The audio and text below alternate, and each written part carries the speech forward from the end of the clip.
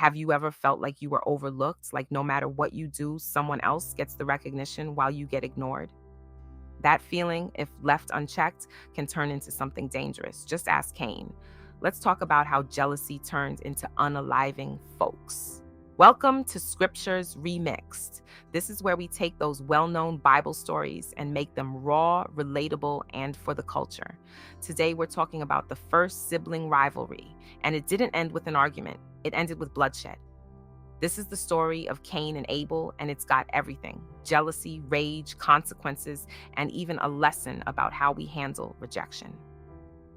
Let's get into it. After Adam and Eve were kicked out of Eden, they started their new life outside paradise.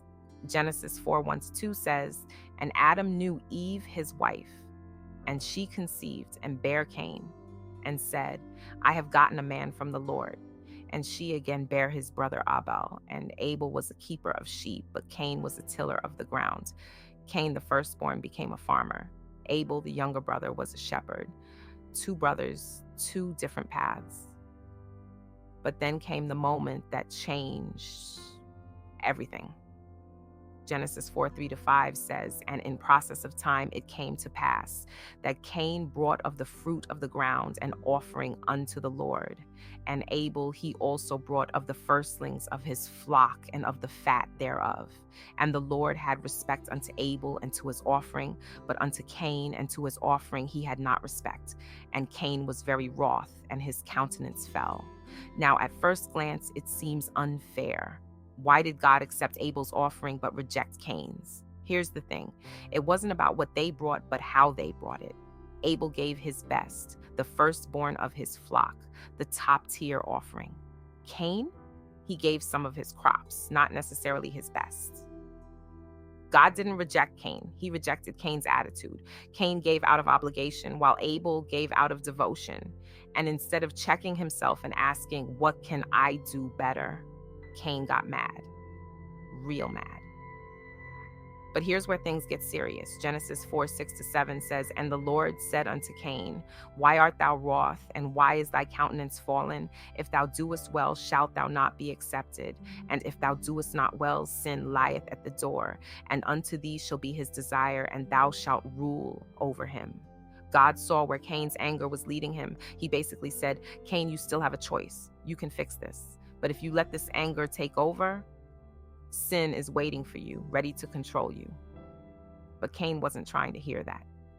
Instead of letting God's words sink in, Cain let his jealousy take over. Genesis 4:8 says, "And Cain talked with Abel his brother. And it came to pass, when they were in the field, that Cain rose up against Abel his brother and slew him." Cain set his brother up. He took him out to the field, away from everyone else, and X'd him out. This was premeditated. This was purposeful unaliving. And just like that, the first recorded 187 in history wasn't between enemies, it was between family. And here's where things get even deeper. Genesis 4:9 says, "And the Lord said unto Cain, Where is Abel thy brother? And he said, I know not. Am I my brother's keeper?" Cain straight up lied to God. He knew exactly where Abel was. He left him dead in the field. But instead of owning up to his mistake, he got defensive. He basically said, that's not my problem. But God wasn't asking because he didn't know. He was giving Cain a chance to confess. And when Cain refused, the consequences hit hard. Genesis 4:10-12 goes on to say, "And he said, What hast thou done? The voice of thy brother's blood crieth unto me from the ground. And now art thou cursed from the earth, which hath opened her mouth to receive thy brother's blood from thy hand. When thou tillest the ground, it shall not henceforth yield unto thee her strength. A fugitive and a vagabond shalt thou be in the earth." God told Cain that the very ground he worked would no longer provide for him. He would become a restless wanderer, forever marked by his crime. But even in judgment, God showed mercy. Genesis 4:13-15 says, "And Cain said unto the Lord, My punishment is greater than I can bear. And the Lord set a mark upon Cain, lest any finding him should murk him." Cain feared that others would take him out him in revenge, but God marked him to prevent that from happening. Even in the face of punishment, God still showed him protection. Can you believe that? Wild, right? So, what does this story have to do with us today? More than you think. Let's start with Cain's emotions: jealousy, resentment, feeling overlooked.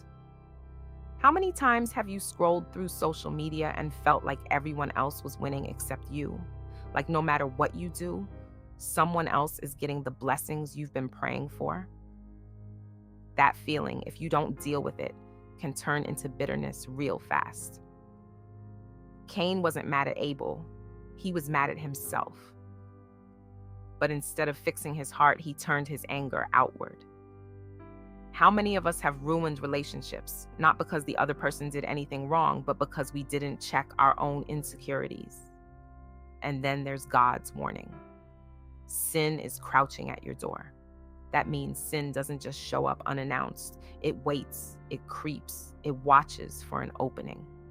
Cain had a chance to stop it before it took over, but he ignored it. And that's the real danger. When we let our emotions take the driver's seat, we end up in places we never meant to go. But here's the hope in this story. Even after Cain's mistake, God still marked him, still protected him. That means no matter how far we fall, God still sees us. He still calls us to come back to him. But the real question is, will we listen? Here's the thing, your story doesn't have to end like Cain's. Jealousy, anger, and comparison don't have to control you. The same God who warned Cain is the same God who warns us today, not to condemn us, but to guide us. Maybe you've made mistakes. Maybe you've let your emotions get the best of you. Maybe you've hurt people, or maybe you're the one who's been hurt. But just like God didn't abandon Cain, he hasn't abandoned you. He's still calling, still offering grace, still giving you a way out. The good news? You can choose differently. You don't have to let jealousy ruin your relationships. You don't have to let anger isolate you. You don't have to let your emotions drive your decisions. God gives us a choice to surrender our struggles to him and let him rewrite our story.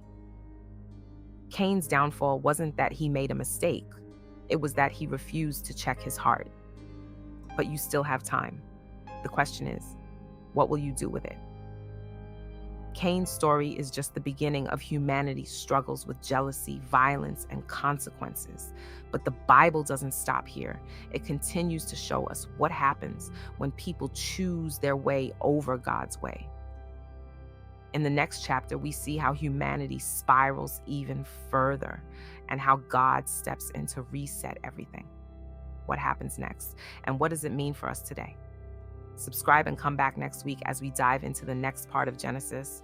We're breaking down the Bible to build up faith. Catch you next time.